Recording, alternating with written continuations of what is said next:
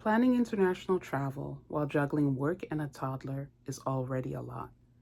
But when you're also scouting for places you might actually want to live, the decisions become heavier and even more exhausting. That's why I started using ChatGPT and Claude. Not to make every decision for me or plan everything for me, but to help me think through my options and make better choices faster. In this video, I'm sharing exactly how I use them for everything from neighborhoods and day trips to flights and hotels. So why do I use both ChatGPT and Claude? I use them both because they have different answers and sometimes differing logic that can nonetheless be helpful in making decisions. At the same time, or maybe because of this, I do not use them blindly. I don't trust either one blindly. I use them as brainstorming tools to help me get ideas or get a better sense of why I might want to take a particular path. So some examples of how I've used chatbots on my recent trips. Number one, picking places to scout. So communicating with the chatbots to help me prioritize where to book and spend my time. So I always start with my formula, and my formula for communicating with bots for travel purposes starts always with pertinent background information. So I might say something like, I am a Black mom of a biracial child. I like living in places that have X, Y, and Z, and I'm thinking about where to move for a permanent move abroad. And then I would move to the second part of my formula, which is framing the ask. I give the background information so it has enough information to work off of, and it's not just kind of randomly searching the internet for random things that may or may not be relevant to me. So in my case, I framed the ask as I had whittled things down to 4 cities that I knew I wanted to visit. And I said, given the background information about me, of these 4 cities, I think it was Toulouse in France, Seville in Spain, Valencia, Spain, and Amsterdam, which 2 of these 4 should I visit? Because I ain't got money to visit all 4, okay? And why?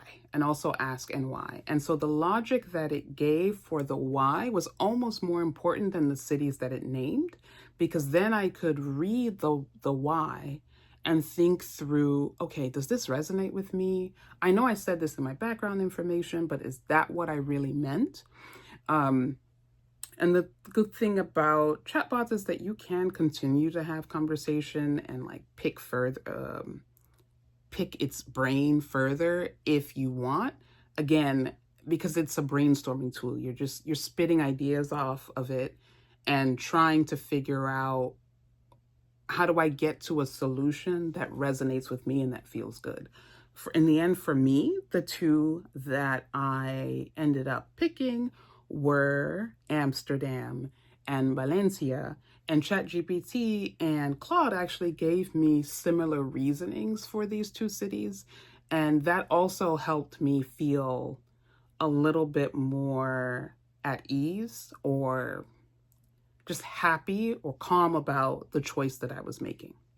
So the second thing that I use chatbots for is tourist prioritization. In any given city, there's tons to do, and it can be really hard to hone in on what you actually shouldn't want to miss.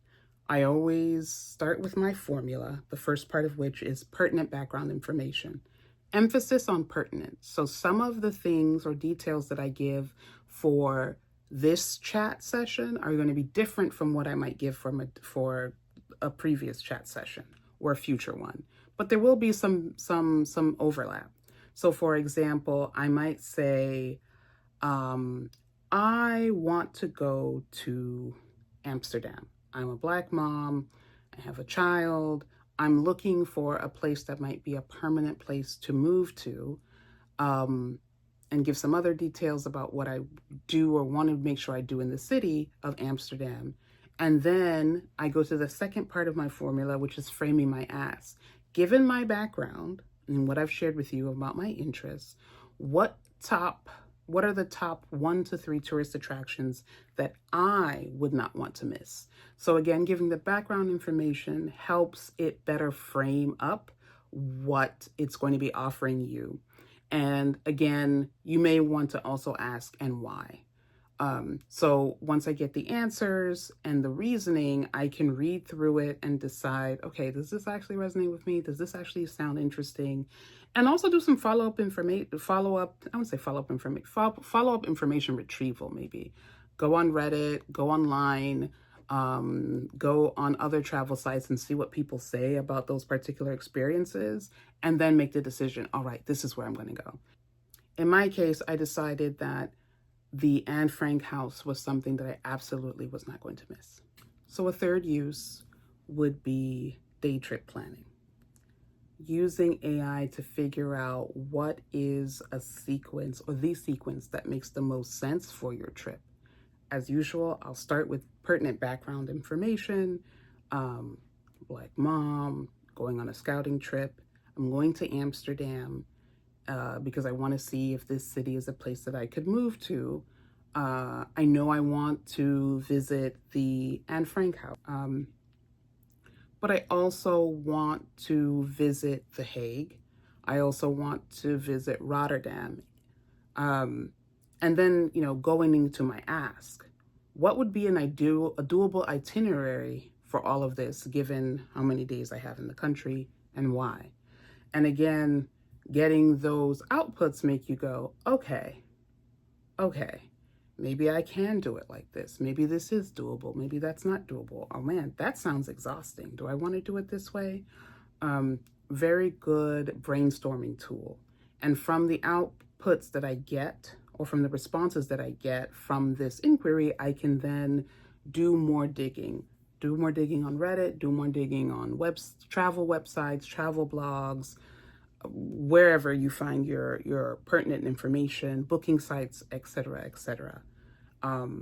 It was really helpful for me because I did not realize that I could go to The Hague and Rotterdam, for example, both in the same day. And that really helped frame my trip and made sure that I could do it in a way where I didn't feel completely exhausted at the end of my time. So then we go to another way that ChatGPT and Claude and chatbots in general can be helpful is with hotel decision logic. So I was trying to weigh my options for Amsterdam, and I basically could have a hotel that was centrally located by a major train station, but it costs more than the two other hotels, where one was really nice, a little bit fancier, but further out. And another one was maybe halfway in between the first two, but still sort of out of the way. And so I gave the background information, right, using my formula, and talked about what was important to me and the things that I wanted to do in Amsterdam, and then framed my ask. Okay, given the background information that I've given you, which of these hotels make the most sense for someone like me, and why? And again, using what the chatbot's response was, I was able to make the decision that I was going to go with option one, the centrally located hotel in the even though it was the most priciest, but I felt better about the decision because I felt like it was a little bit more informed than it might have been otherwise. And finally, I want to talk a little bit about airline comparisons and loyalty program strategies. So for these types of queries or inquiries to chatbots, I may or may not input background information, but I would ask it things like, okay, is business class on this airline better or worse than premium economy on that airline? Is it worth it to have a 3-hour layover in this country just so I can fly this airline? Or I could be even more direct and say, look, I'm a member of this loyalty program, that loyalty program, and this loyalty program. Given this is the case, this is, I'm flying out from this airport, and I want to go to Amsterdam. We're going to keep up with that example. Which airline might give me the most miles, depending on the flight class? So again, you get these answers and you're able to kind of think through, all right, does a 3 hour layover make sense here? Or there have been some complaints about this carrier being on time, or actually having flights that are really hot, or this airline is a part of the Sky team, and so you would likely get more points or more bang for your buck because of points if you went this way. Again, all ways that are really helpful in just helping me think out, plan out, chart out what makes the most sense for a particular trip, how I would spend my days in a particular trip, where I would go, and basically how do I get the most out of the experience in order to make my decision, my ultimate decision, which is about where in the world do I want to move? So finally, I think I've alluded to some of them before, but I do want to talk about caveats.